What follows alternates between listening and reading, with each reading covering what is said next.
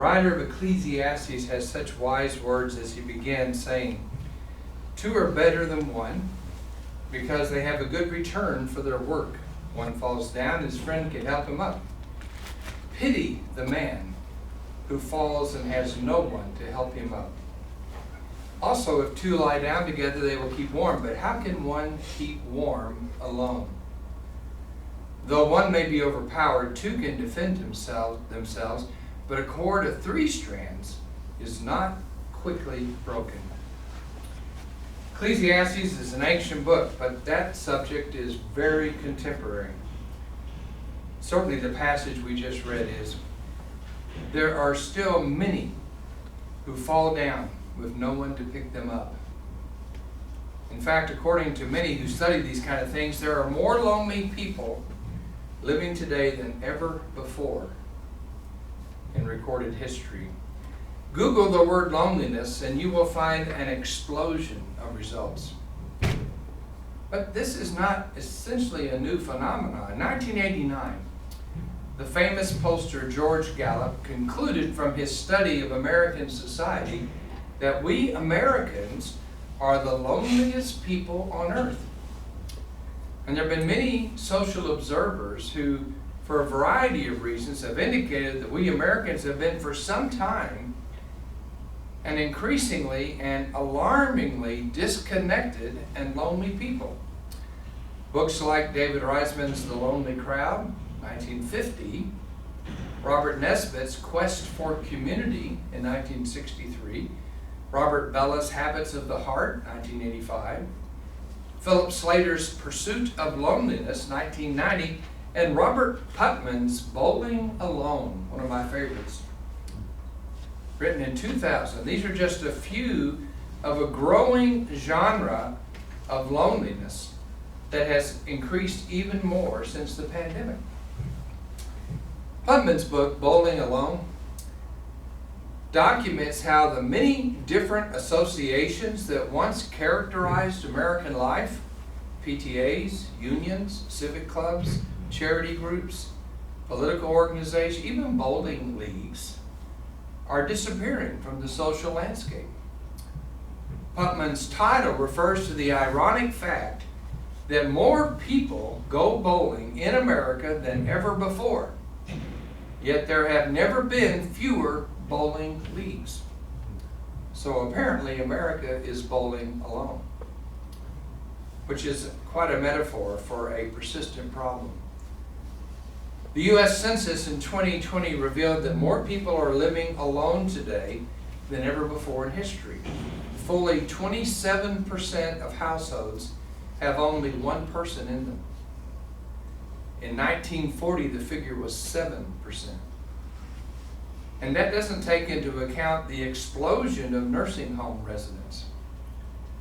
In their book, The Lonely American, Drifting Apart in the 21st Century, Oates and Schwartz report the results of a survey that indicated 1 out of 4 Americans had talked to no one about something of importance to them during the last 6 months.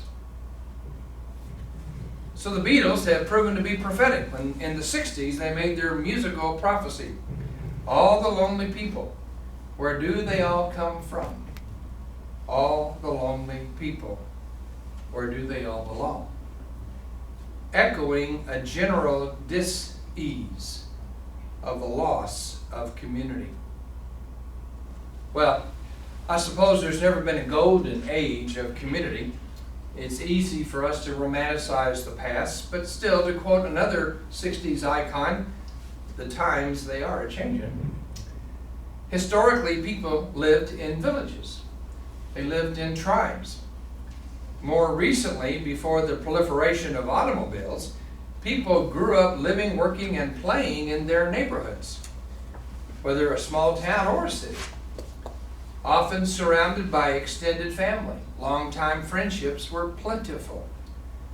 But today, such communities are almost unknown by the majority of people. Increased mobility lessens the likelihood of people living in the same place for long periods of time. Which job interview doesn't include the question, are you willing to relocate? The population shift in the nation from the spacious country to the crowded city has ironically only made the problem worse. So the words of 19th century American writer Thoreau are even truer today, as he describes cities as millions of people being lonely together. Further complicating the matter, people's lifespans are longer these days. It is not unusual for people to live well into their 80s and 90s. That is a mixed blessing. More than ever before in history, people experience the loneliness of outliving their oldest and best friends. Lord Byron wrote about these kinds of tensions when he said, "What is the worst of woes that wait on age? What stamps the wrinkle deeper in the brow? To view each loved one blotted from life's page, and to be alone on earth as I am now." Sticking an illustration here, when I was working years ago in Houston, I worked alongside a man named G.B. Shelburne, considerably older than I was. He came into my office one day and he said, "Well, I buried my last friend." And I said, "Excuse me, last I checked I was still alive." He said, "No, you don't understand. I buried the last of my friends, the people that he had worked on projects together, missions together, his generation. He was the last one of his tribe, people, worker. They're gone."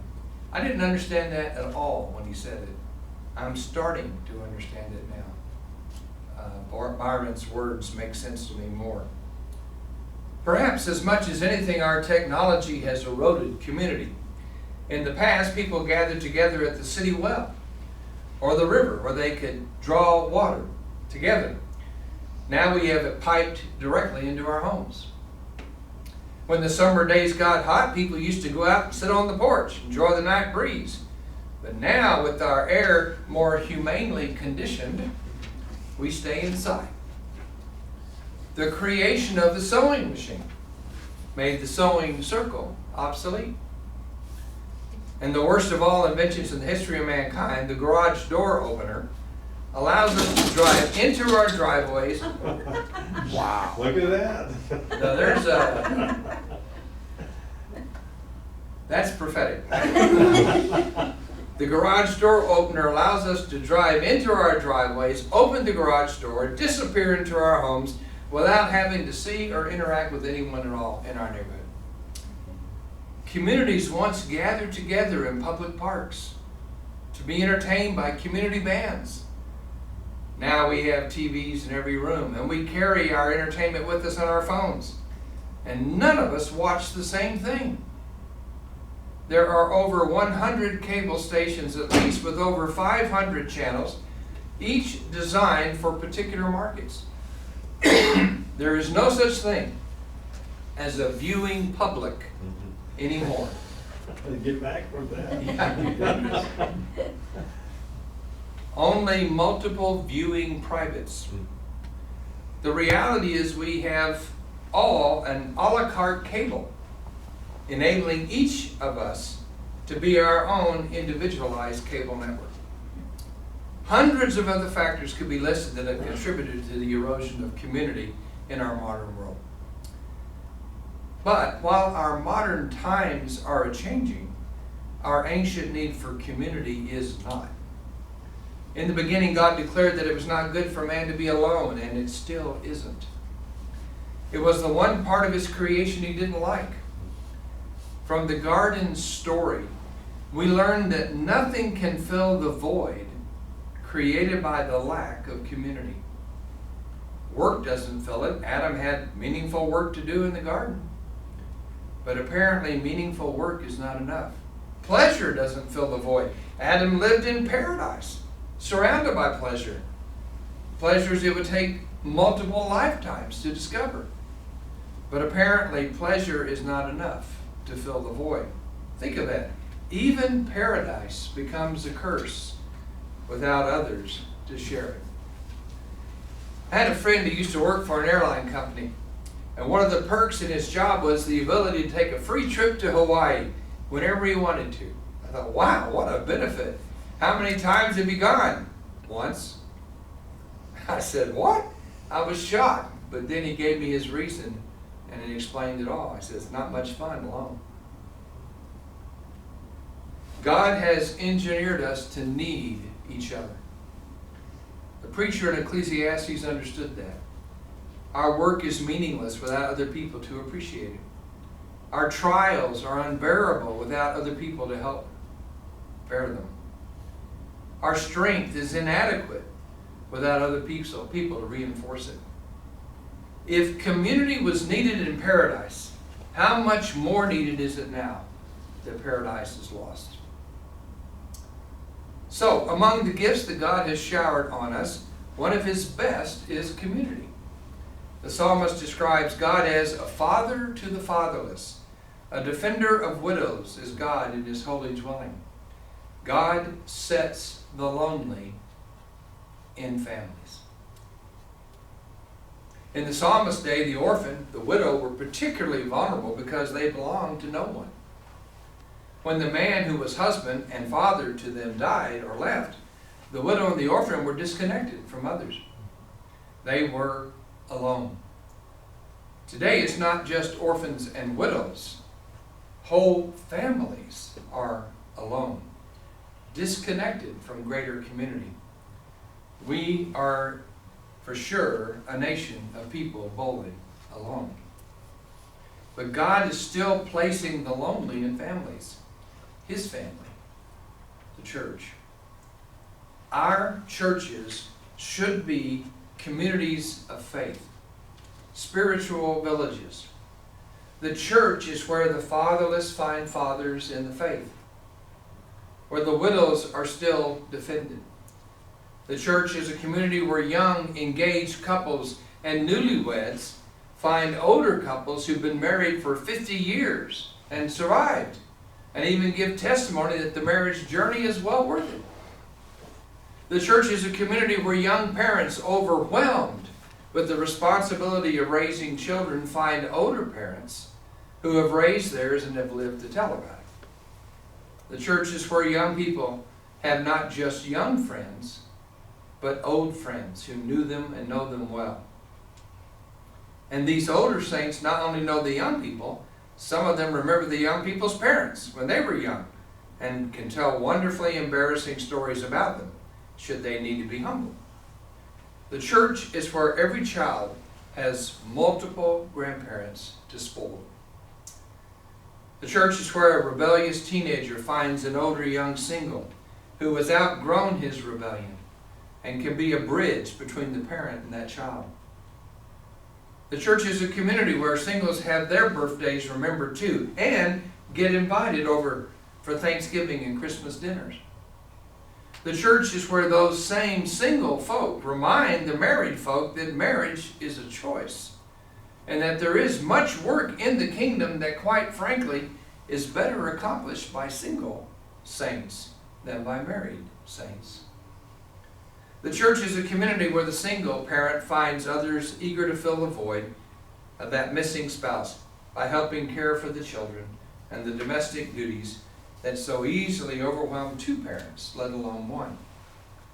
The church is a community where the childless find children. People who can't have children are surrounded by children in church. People whose children have left home still enjoy the sounds of children in church.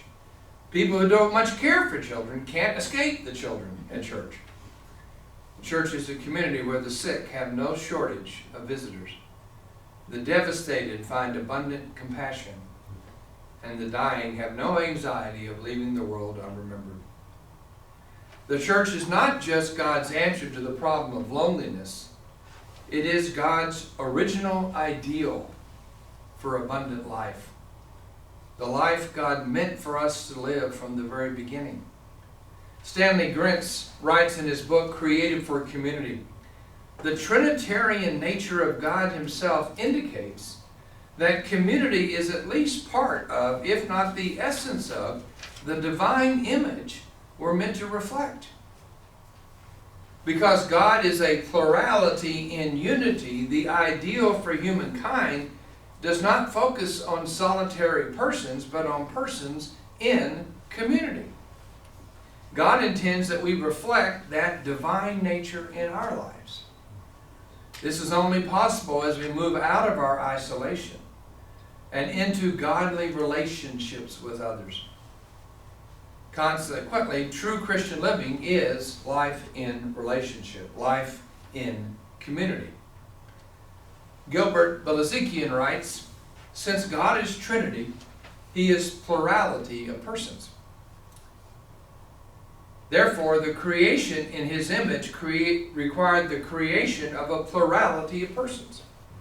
God's supreme achievement was not the creation of a solitary man, but the creation of human community. It is because we have been created for community that we have throughout the New Testament multiple one-anothering commands. It is an ethic given to govern the community life of God's people. The Scriptures teach us we are to love one another, be devoted to one another, honor one another, accept one another, instruct one another, greet one another, encourage, serve, bear with, build up, be kind, submit to one another, confess to one another, admonish one another, forgive one another." The one-anothering of the church is its essence. This one-anothering ethic implies a structure, and it implies an environment in our churches that nurtures the development of meaningful relationships, the very kind of relationships that are rapidly disappearing in our society. Our churches should be communal oases in the vast cultural desert of individualism that surrounds us. One evidence that people are looking for an oasis of community is the popularity a few years ago of television shows like Cheers, Seinfeld, Friends. Shows that celebrated friendships, that the friendships that connect us, that are popular because such connectedness is so rare. In fact, the well-respected church consultant Lyle Schaller has suggested that providing community should be very high on our ministry priorities in the church.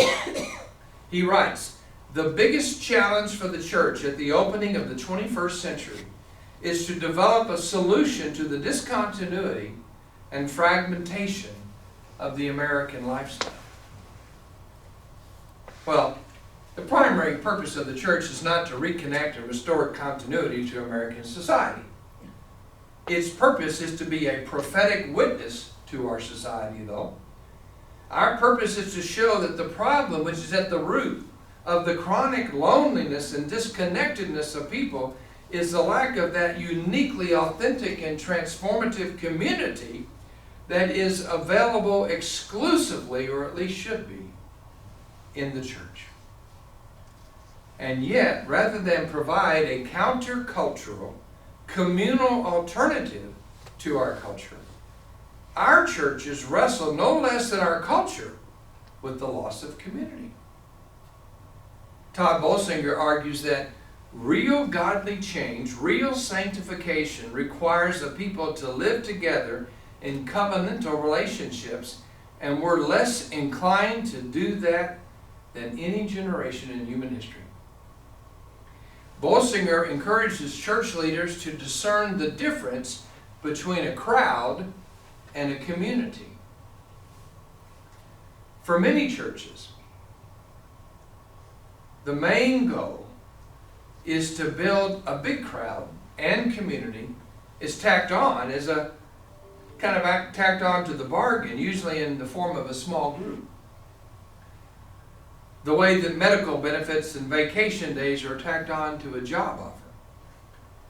But while crowds may come and go, true and enduring Christian community is a foretaste of heaven, the essence of discipleship, and the encouraging witness to an unbelieving world and an absolute necessity for human transformation, says Bolsinger. One of my favorite authors is Os Guinness. He writes a rather stern warning to American evangelical Christianity, arguing that it has been seduced by its surrounding culture, replacing biblical truth and theological insight with sociological research and management techniques. The models and the templates for quote-unquote successful churches that are put before us by church growth consultants are not generally valued for their success in creating community, as for their success in providing the multiple needs of a collective of individuals. The result is a megachurch movement that has recast the idea of church into something profoundly different than the one-anothering house churches to whom the letters of Paul and Peter were originally written to give guidance. So, rather than becoming spiritual villages, churches today are encouraged by many to look more like suburban malls. Crowds of people who gather, most of whom not knowing each other, there primarily to frequent their favorite ministry shop.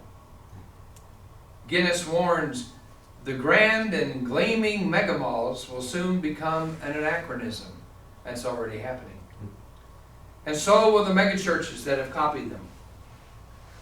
I highly recommend Os Guinness's little book, Dining with the Devil.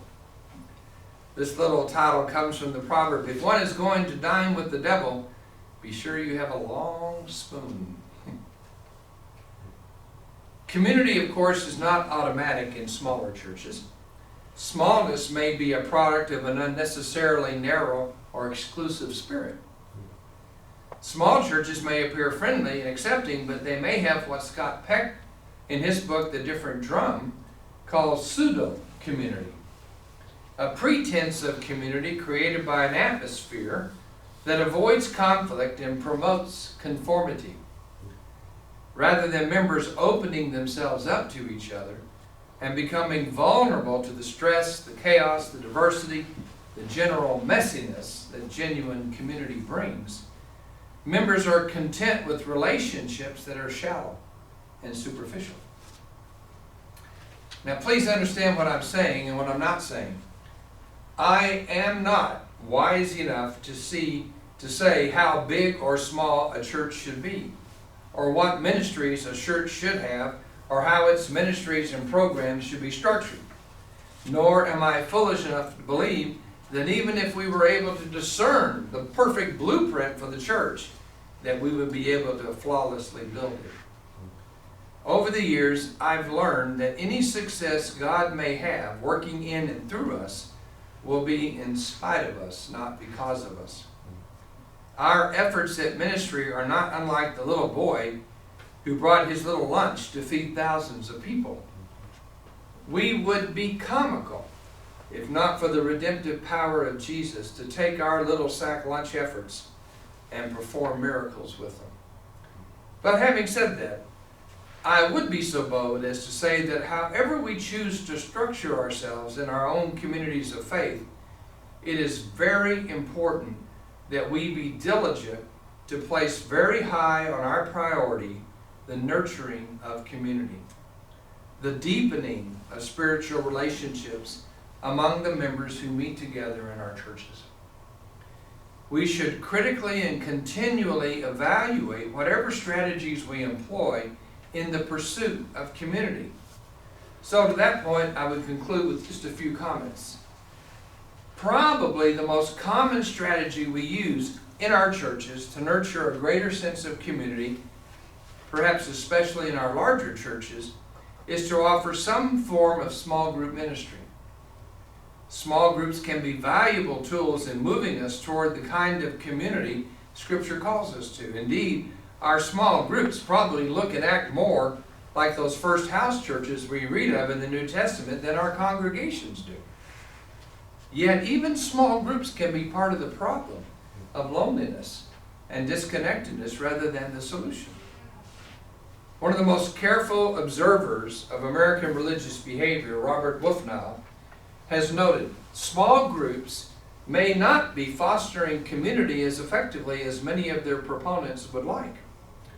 Some small groups merely provide occasions for individuals to focus on themselves in the presence of others.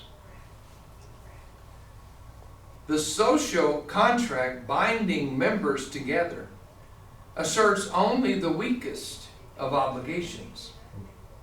Come if you have time, talk if you feel like it, respect everyone's opinion, never criticize, leave quietly if you become dissatisfied. Randy Frazee, in his book, The Connecting Church, wonders if our small groups, rather than being transformative community, are sometimes instead enabling communities.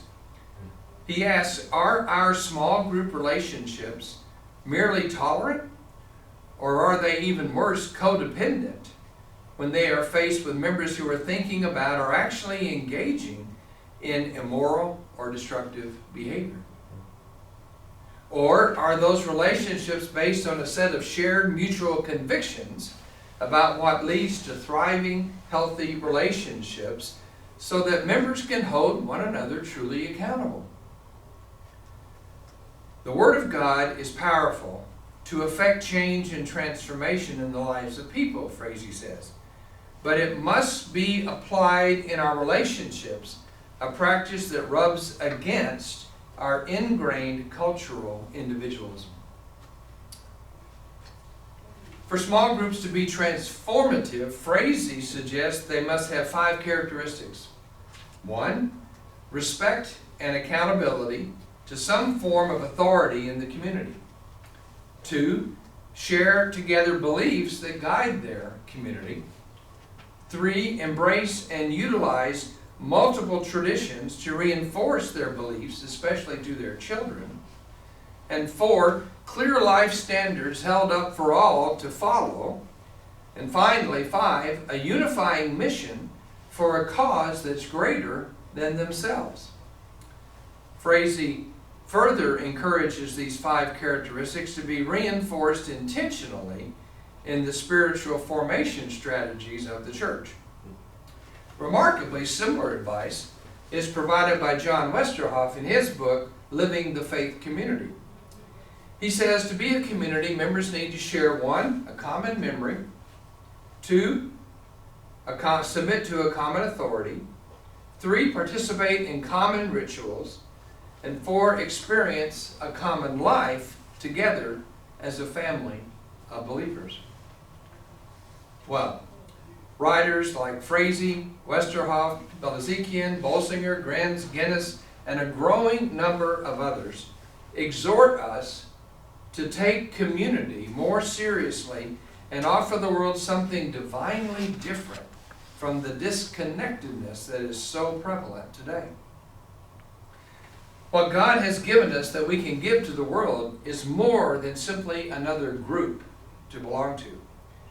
We offer the world a place where people can find and nurture meaningful relationship with one another. A place where people who have made mistakes find in the church a second chance, and a third, and a fourth. A place where people who've lost their way meet fellow travelers who are eager to help them find it again. A place where people who are recovering from the devastating consequences of sin, theirs or maybe others, discover the church, as it is often said, not a country club for saints, but a hospital for sinners. Our churches are God's invitation to belong to a community of faith and a community of grace. But we are so many times tempted to be a different kind of community. Sometimes we're tempted to be a community of merit or success or correctness. But if we do that, where will those who have failed to measure up, to succeed, or who are incorrect, where will they go? Jesus' own community attracted people with real problems. People like Zacchaeus and Mary Magdalene, and Matthew and Martha and Peter. Desperate people possessed by demons looking for deliverance. Proper people obsessed by appearances looking for rest. Condemned people nailed to a cross next to Jesus, looking for paradise. These folks still exist. They're all around us. They are us. The wife or husband whose love for each other has grown cold. The parent who feels the overwhelming panic of responsibility. The young man who hides an addiction he dare not admit. The young woman whose careless passion creates an unintended child. The divorced mother of 3 who is exhausted going it alone.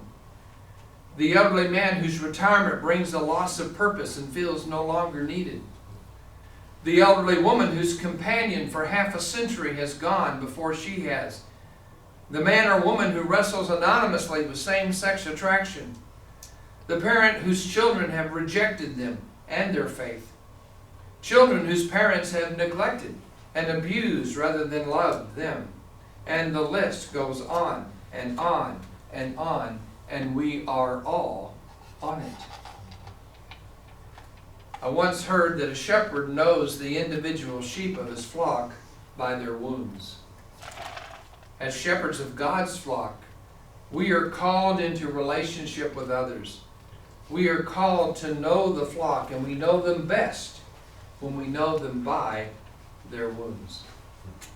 And to do that, we must live together in community. We must remember that 2 is better than 1. We must work hard to make the church a place where if one falls down, there is no shortage of friends to help him up. Where if one grows cold, there is always a ready, warm embrace from others.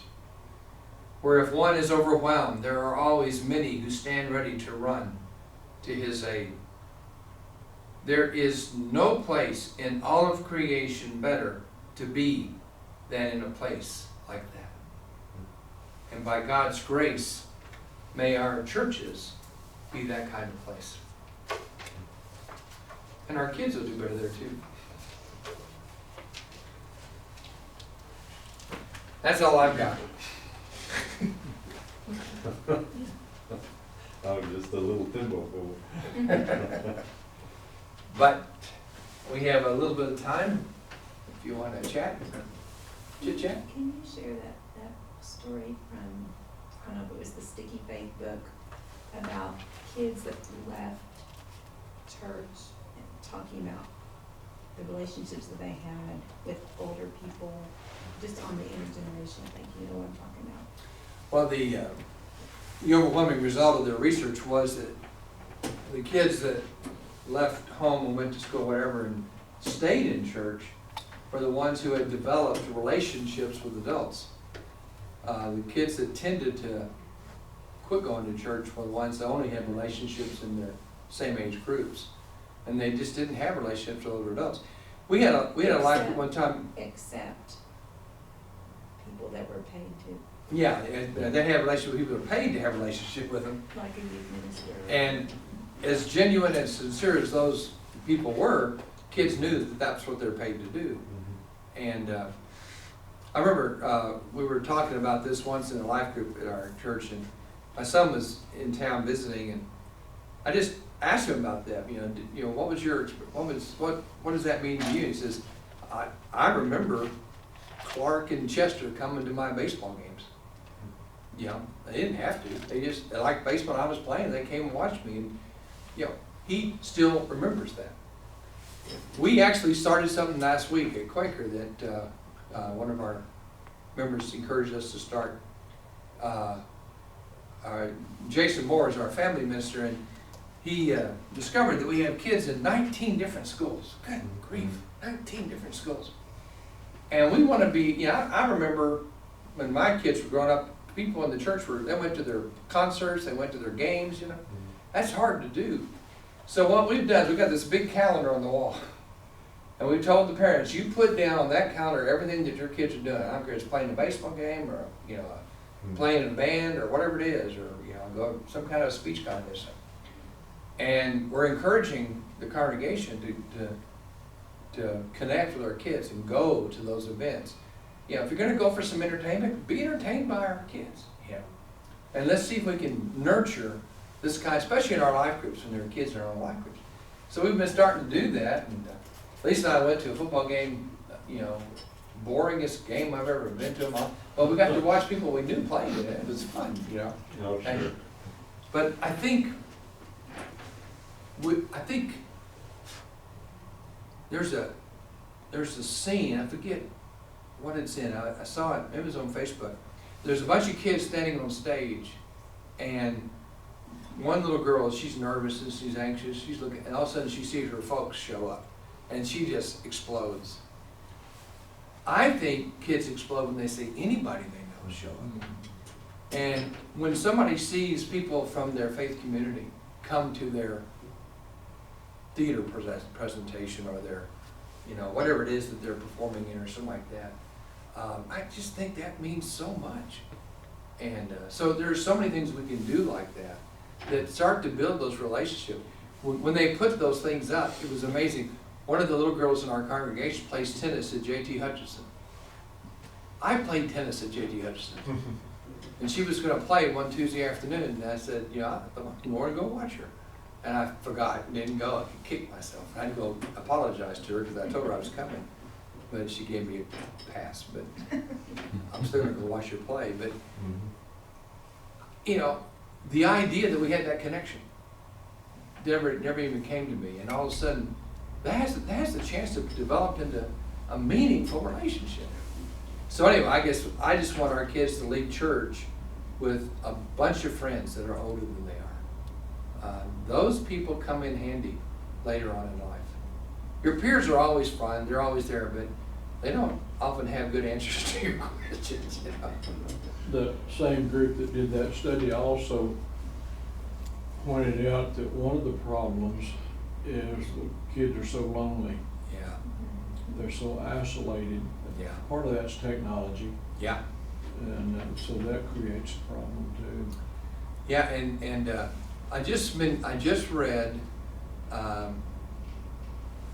Plato has a wonderful quote saying, "Give me the writers of the Psalms. I don't care who makes the laws." He says the culture is shaped by our music more than by our laws. In fact, our laws are shaped by our music. Well, I've been noticing a lot of people saying that we're living in the '60s all over again. That we have the riots and all the conflict and all that. Well, I remember the '60s. I was a kid, and especially the early '70s. And there's a lot of similarities, but there's one big difference: the music. And am I just dreaming this? So I went back and I checked all the songs in the '60s written about loving one another, let's get together, Age of Aquarius. They weren't Christians singing on the radio. They were just people saying, "Get your act together, nation. This is crazy. We don't need to be hating each other or yelling at each other. Love one another." That's what the music was saying on the radio. And of course, back then we all listened to pretty much the same stations. So I wrote up a little pamphlet with all those songs on it and the lyrics. And I've been giving it out to kids, hot guys. Okay, would you show me the songs today, our musical prophets, that are calling us to that? I can't find them. I don't hear that message on the radio. That's the big difference. Well, after I did that, I came across an article by Ted Giola, who writes a blog on music, modern music. And he just reported on a survey that said there's been an analysis of the music of the '60s and the music of today. And the difference is the music of the '60s was fast, had beats, it was kind of moving. Music of today is slow, and the overwhelming description of it is sad. In fact, they did a research of the word that was most used to search for a song on Spotify.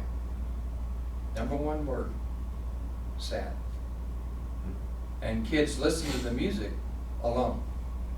They're looking for sad music, slow music. The music is slowed down.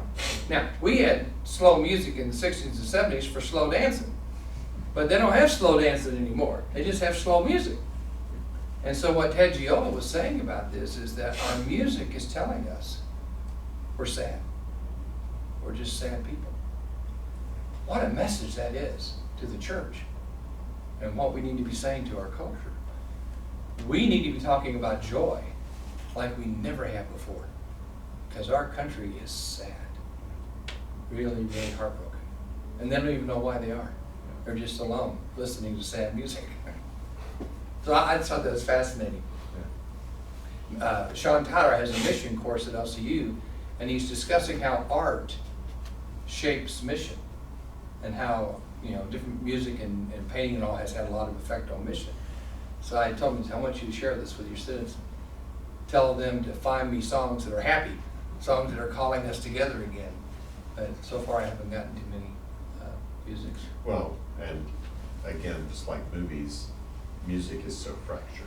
Exactly, You know, exactly. I mean, it might be there, but it's not going to have that same cultural effect And that give it's, peace a chance to.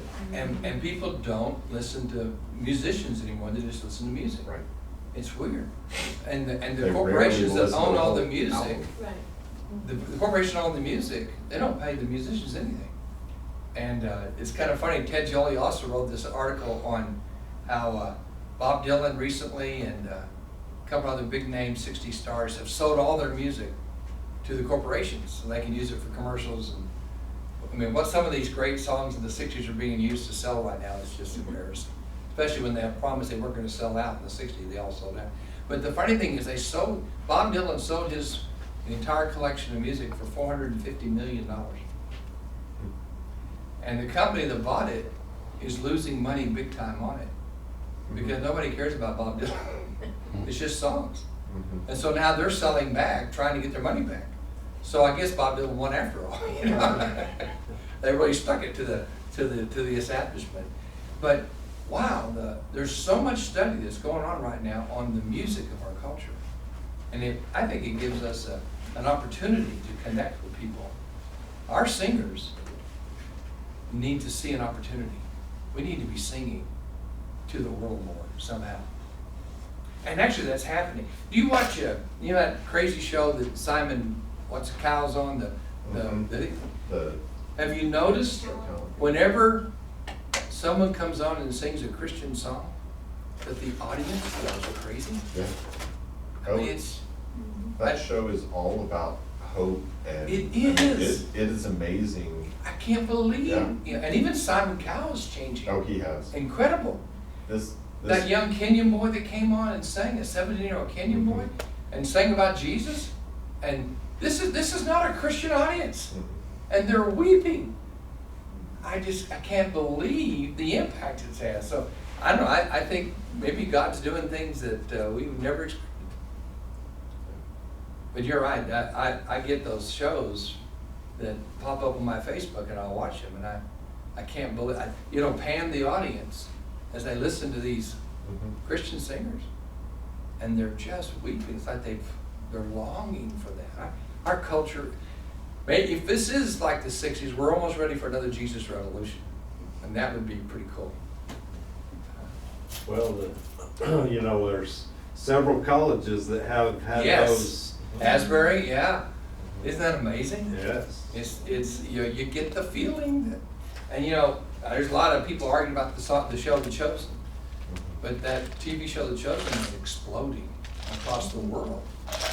And I got to thinking one day, there are people that are watching The Chosen that have never been to church, that hardly even know the gospel. And we're about to see thousands, maybe millions of people on our planet hear the gospel for the first time. And not just hear it, but experience it in the person of the characters of The Chosen. And I just wonder if the church is ready for that. I mean, I wonder if God isn't orchestrating a revolution of some kind. Wouldn't that be fantastic? Oh, it would. Oh, that would be great. So I just believe that. I'm old enough to won't know, so I'll. Well, thank you guys for your Thank time. you. I appreciate it Thank so you. much. It's been fun.